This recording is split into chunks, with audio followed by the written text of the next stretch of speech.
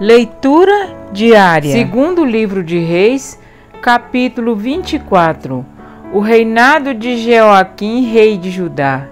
Jeoaquim tinha 25 anos de idade quando começou a reinar e reinou 11 anos em Jerusalém. O nome de sua mãe era Zebida, filha de Pedaías. Ela era de Ruma.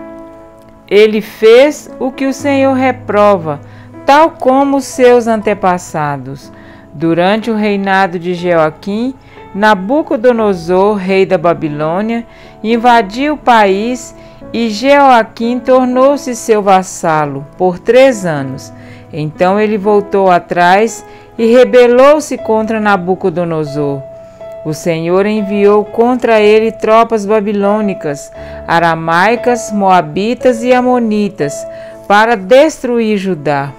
De acordo com a palavra do Senhor proclamada por seus servos, os profetas, isso aconteceu a Judá conforme a ordem do Senhor, a fim de removê-los da sua presença, por causa de todos os pecados que Manassés cometeu, inclusive o derramamento de sangue inocente, pois ele havia enchido Jerusalém de sangue inocente e o Senhor não quis perdoar. Os demais acontecimentos do reinado de Jeoaquim e todas as suas realizações estão escritos no livro dos registros históricos dos reis de Judá. Jeoaquim descansou com seus antepassados. Seu filho Joaquim foi o seu sucessor.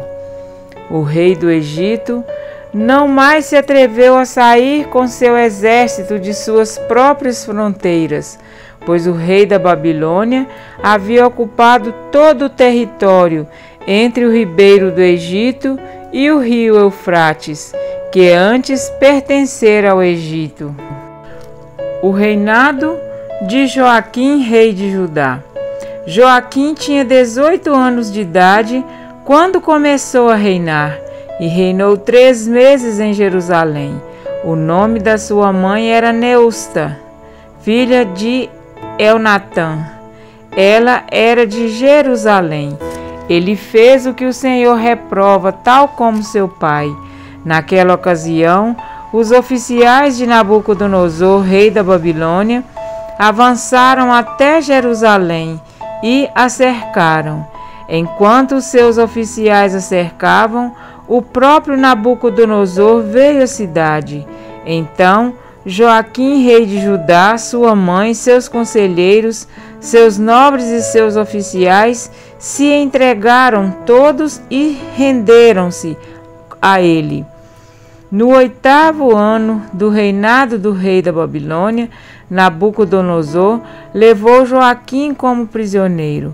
Conforme o Senhor tinha declarado, ele retirou todos os tesouros do templo do Senhor e do palácio real, quebrando todos os utensílios de ouro que Salomão, rei de Israel, fizera para o templo do Senhor. Levou para o exílio toda Jerusalém, todos os líderes e os homens de combate, todos os artesãos e artífices. Era um total de 10.000 pessoas, só ficaram os mais pobres. Nabucodonosor levou prisioneiro Joaquim para a Babilônia. Também levou de Jerusalém para a Babilônia a mãe do rei, suas mulheres, seus oficiais e os líderes do país. O rei da Babilônia também deportou para a Babilônia toda a força de 7.000 homens de combate, homens fortes e preparados para a guerra, e 1.000 artífices e artesãos. Fez Matanias, tio de Joaquim, reinar em seu lugar, e mudou seu nome para Zedequias. O reinado de Zedequias, rei de Judá. Zedequias tinha 21 anos de idade quando começou a reinar, e reinou 11 anos em Jerusalém. O nome de sua mãe era Amutal, filha de Jeremias. Ela era de Libina. Ele fez o que o Senhor reprova, tal como fizera Jeoaquim. por causa da ira do Senhor, tudo isso aconteceu a Jerusalém e a Judá. Por fim, ele os lançou para longe da sua presença. Amém? Para refletir, a sequência de reis tanto em Israel quanto em Judá é desesperadora. É inconcebível à mente humana o tamanho da misericórdia do Pai para com seu filho rebelde. Mas no capítulo de hoje, aparentemente, o quadro mudou e encontramos uma frase um tanto chocante: o Senhor não o quis perdoar. Dentre tudo o que Deus nos oferece, o perdão sem dúvida é o mais importante e essencial para que possamos ter paz e certeza da salvação. Deus não rejeita um filho que se arrepende e volta aos seus caminhos. A parábola do filho pródigo deixa isso bem claro. Lucas 15, 11 e 32. Então, por que a Bíblia diz que Deus não quis perdoar? Cristo também contou uma outra parábola a respeito disso. Acompanhe comigo. Um homem devia muito dinheiro a um rei. Vamos dar um valor atual, digamos que ele devesse 100 milhões de reais. Como o homem não podia pagar, nem que trabalhasse toda a sua vida, a lei dizia que ele e sua família deveriam ser vendidos como escravos. Então aquele homem implorou pela misericórdia do rei. O rei se compadeceu dele e perdoou a sua dívida. Só que ao sair da presença do rei, o homem se deparou com outro que lhe devia 1.000 reais e o apertou contra a parede para que pagasse a sua dívida. E como não houve retorno, o encerrou na prisão. Quando o rei soube de sua atitude, mandou chamá-lo e disse-lhe: servo malvado, perdoei-te aquela dívida toda porque me suplicaste. Não devias tu igualmente compadecer-te do teu conservo, como também eu me compadeci de ti? Mateus 18, 32, 33.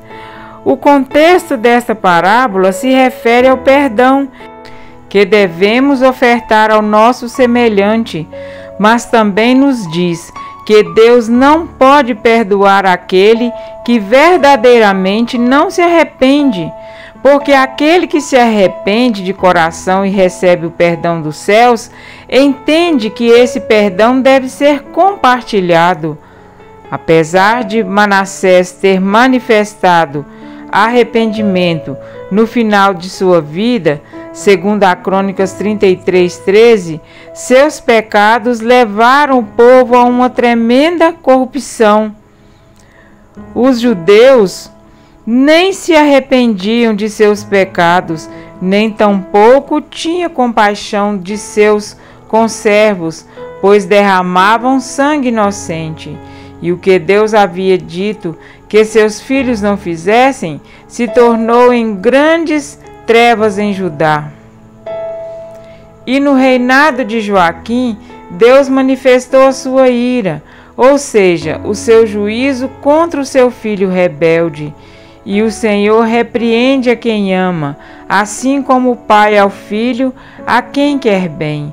Provérbios 3:12.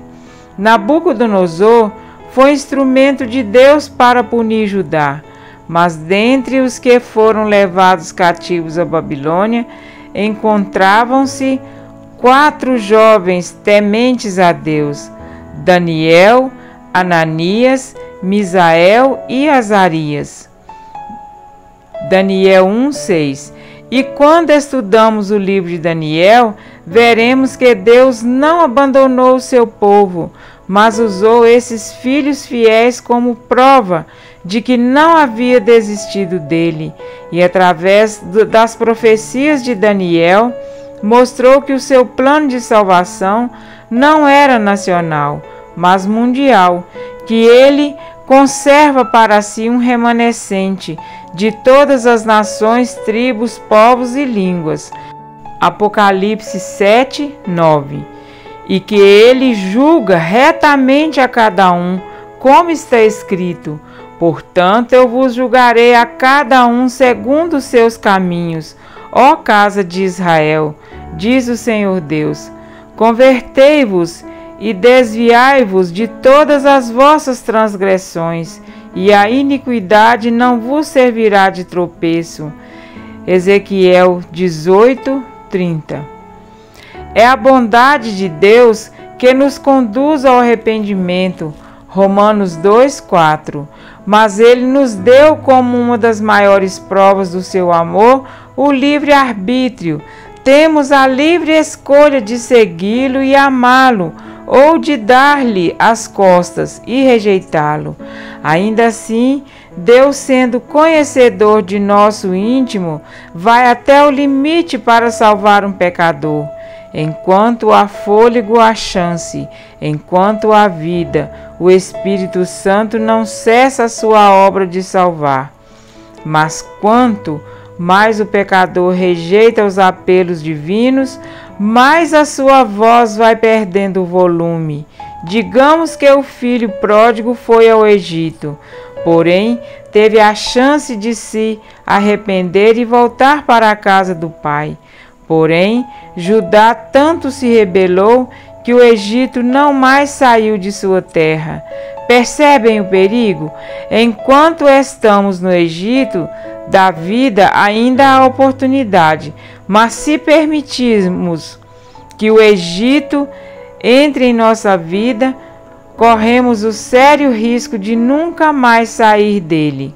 O Senhor tem prazer em perdoar. Se não fosse, não teria enviado seu único filho para a remissão dos nossos pecados. João 3,16. O perdão de Deus está estendido para todos, mas nem todos o aceitam. A aceitação não se encontra no fato de chorarmos e nos humilharmos apenas, mas de que o perdão deve passar a ser um dom prático em nossa vida, algo que foi bem ilustrado por Cristo na parábola do credor incompassível.